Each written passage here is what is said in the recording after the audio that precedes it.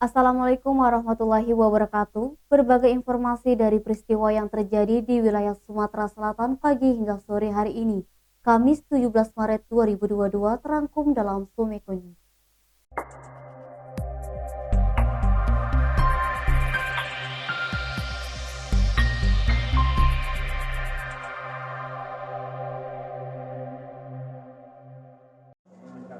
Mahasiswi korban pelecehan oknum dosen Universitas Sriwijaya Kamis 17 Maret hadir sebagai saksi di persidangan. Agung Firman Sampurna yang juga Ketua Badan Pemeriksa Keuangan RI menyatakan rasa keprihatinannya kepada mahasiswi yang menjadi korban dalam perkara tindak pidana asusila ini, serta mengecam perbuatan yang dilakukan oleh dua pelaku. Agung berharap kasus seperti ini tidak terjadi lagi dimanapun, bukan hanya perguruan tinggi di Sumsel, namun juga seluruh perguruan tinggi di Indonesia. Kasus seperti ini dapat diselesaikan sampai ke akarnya dan keadilan bagi para korban dapat tercapai. Sejatinya perguruan tinggi adalah tempat untuk menimba ilmu, aman dari perilaku-perilaku yang dapat mengancam masa depan mahasiswa serta marwah perguruan tinggi tersebut.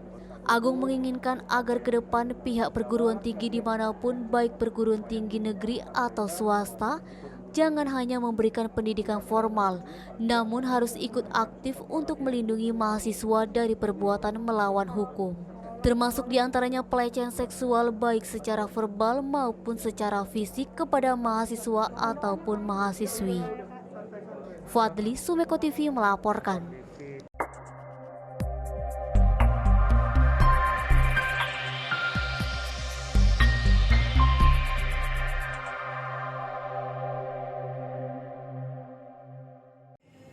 Tim penasihat hukum terdakwa Sari Muda mengatakan tidak sependapat dengan tuntutan pidana kepada terdakwa Sari Muda yang dituntut JPU selama 1,5 tahun penjara.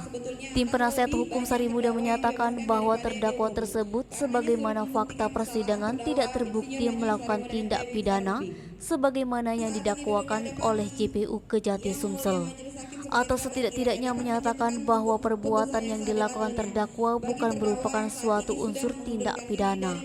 Memohon kepada majelis hakim untuk membebaskan terdakwa Sari Muda dari segala tuntutan hukum dan mengembalikan harkat dan martabat terdakwa.